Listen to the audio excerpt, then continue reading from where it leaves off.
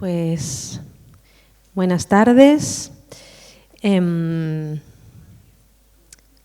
Os saludo a todos y a todas y antes de nada, antes de empezar, aparte de agradecer al Instituto y a todos los que habéis venido y a todas las que habéis venido, querría preguntaros, por saber también un poco dónde estamos, quiénes estamos, cuántas de las personas que nos acompañáis hoy estáis familiarizadas o de alguna manera vivisteis de cerca esos procesos de 2011 que sacudieron el sur y en buena medida también el norte del Mediterráneo. Si podéis levantar la mano los que de alguna manera habéis estado cerca, aunque sea sentimentalmente, vale, por hacerme una idea también. Porque claro, a veces una piensa también, y yo doy clases a chavales que empiezan el primer año de carrera y a veces damos por hecho que han vivido el 15M, que han vivido las primaveras árabes y a veces eran muy pequeñitos y les resuena pues como le puede sonar a otra gente mayo del 68, ¿no? Como algo ya batallitas de los abuelos. Entonces, claro, estas batallitas son fundamentales para entender dónde estamos hoy, ¿no? Y dónde estamos hoy es en un contexto de impunidad desatada, completamente desatada. Yo creo que Oriente Medio, igual que también lo es otras zonas, yo creo que Centroamérica y Oriente Medio son dos de los grandes barómetros de la impunidad en este planeta. Cuando la impunidad avanza, es ahí donde la vemos, digamos, en sus máximas cotas, ¿no? Y lo que ocurre con la impunidad es que es un concepto que se ejecuta localmente y lo sufren las poblaciones locales, pero a la vez es un fenómeno global. Porque si de repente se deja de haber mecanismos de protección de civiles, luego no los habrá cuando los necesitemos en otros lugares del mundo. Es decir, si se diluye la diferencia entre civiles y combatientes, como está sucediendo y como lleva tiempo sucediendo, sabemos que en las guerras de antaño morían principalmente soldados, en las guerras de hoy mueren principalmente civiles, ya estamos en un contexto en el que principalmente el 80% son niños y niñas, ¿no? Entonces estamos viendo un descenso rampante hacia la impunidad, que hay que entender también de qué herramientas disponemos, si es que de alguna, que yo espero que sí, y dónde estamos ubicados también entendiendo esto en su contexto, ¿no? Entonces, como comentaba Cristina y como mis compañeras y algunos de vosotros sabéis, pues 2011 hubo un momento en el que de repente cambió algo a un nivel muy profundo, porque más allá de que muchísima gente en países del sur del Mediterráneo, Túnez, Egipto, Bahrein, Siria, Yemen, salieron a la calle, Libia, salieron a la calle para pedir derechos, para pedir justicias, para hablar de libertad, dignidad. La cuestión es que incluso también la percepción que había norte-sur parecía que momentáneamente cambiaba. Es decir, por primera vez el norte miraba al sur con respeto.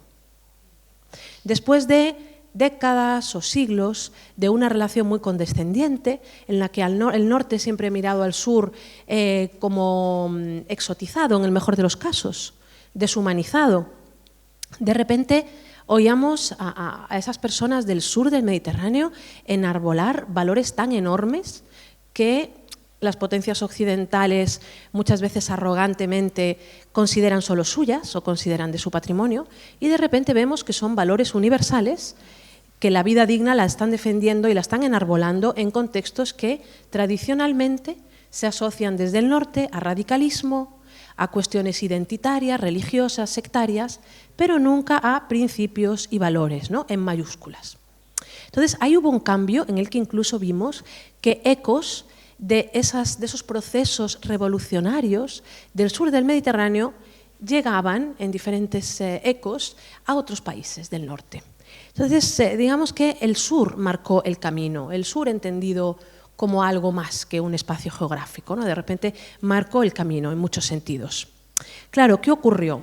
Pues ocurrió, no vamos a hacer un resumen histórico, creo que eso lo podéis ver y creo que aquí es importante hablar de dónde estamos y cómo podemos ponernos en común, pero lo que ocurrió es una irrupción de los elementos más reaccionarios, de la geoestrategia, de, digamos, todas las alianzas geopolíticas regionales, más sectarias, más digamos, llevaban situaciones locales de derechos a su propio terreno, a sus propios intereses. Entonces, se deslegitimó algo que en un principio era muy legítimo y muy, digamos, popular.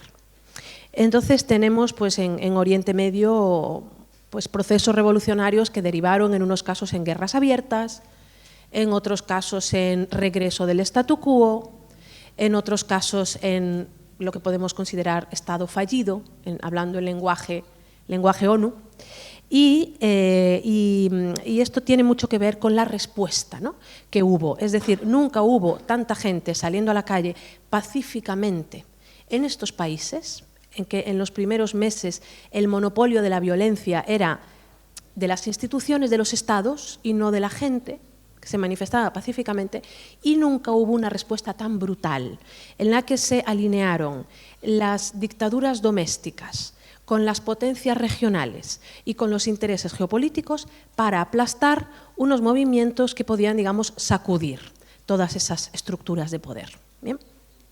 Entonces, claro, cuando a gente que pide derechos, justicia y dignidad se le devuelven bombardeos, se le devuelve tortura, se le devuelve represión, se está enviando un mensaje terrible, tanto al resto de poblaciones, que tendrán que pensar el precio que están pagando por su libertad, como a los dictadores, tiranos y, digamos, gobiernos más o menos autoritarios que vean que se puede llegar tan lejos como ha llegado, por ejemplo, Assad en Siria, cometiendo crímenes contra la humanidad, convirtiendo Siria en un matadero humano, así lo define Amnistía Internacional, un matadero humano donde se tortura a escala industrial. Eso es la Siria de Assad hoy.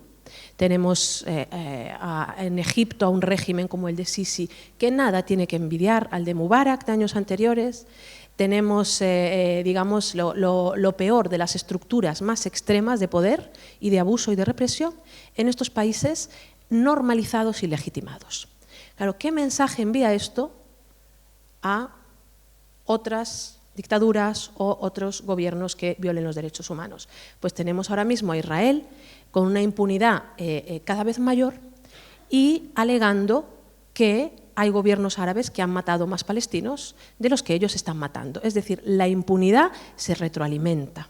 La impunidad no termina ahí. Por eso es tan importante frenarla más allá de un país concreto. Es importante considerar que lo que ocurre en Palestina afecta a la humanidad en su conjunto y trascender esas cuestiones locales. Entonces, por ir concluyendo ya, lo que yo os puedo decir que, digamos, extraigo de todo esto es la importancia de no pensar lo que ocurre en distintos lugares del mundo en clave de ejes geopolíticos, en clave de me voy a posicionar con Rusia o con Estados Unidos, me voy a posicionar con Irán o con Arabia Saudí, me voy a posicionar con los chiitas o con los sunitas o con los cristianos o con los maronitas. No, nos posicionamos con dignidad, nos posicionamos con quien quiera que esté defendiendo valores en cada contexto, y para eso hay que escuchar. Y para eso hay que entender lo que está pasando en cada lugar y no aplicar esquemas predeterminados a cómo queremos que el mundo sea, adaptándose a esos esquemas, sino de verdad intentar entender quién está haciendo qué en cada lugar. Eso es más complejo que ir al rebufo de lo que indique en cada momento Estados Unidos o Rusia, por ejemplo, ¿no? Entonces, creo que es importante, ya que estamos aquí juntos y juntas, ya estoy terminando, repensar desde esta visión de que va al contenido. ¿Qué significa hoy la solidaridad internacional? Y pensarla más allá de pro-anti. Esta cuestión incluso de, o sea, yo entiendo de dónde viene y creo que es importante nombrar. Creo que es muy importante nombrar, por ejemplo, Palestina. Pero también creo que a veces caemos en trampas que benefician precisamente a esas estructuras de ocupación cuando nos definimos como pro-palestinos, anti-israelíes. Es que en realidad lo que hay que ser en todos los casos es pro-justicia. Entiendo la importancia de nombrar Palestina, pero creo que es muy importante ir al contenido y hablar de ocupación, y hablar de justicia, y hablar de qué significa resistencia también en contextos tan extremos como este, y dónde ponemos también los umbrales. Entonces, sobre todo, repensar y repensemos qué entendemos y cómo queremos construir una solidaridad internacional que no actúe como deshojando las hojas de una margarita, este sí, este no, quién de estos pueblos merece o no nuestra solidaridad en función de dónde están ubicados en esas lógicas bélicas y geopolíticas.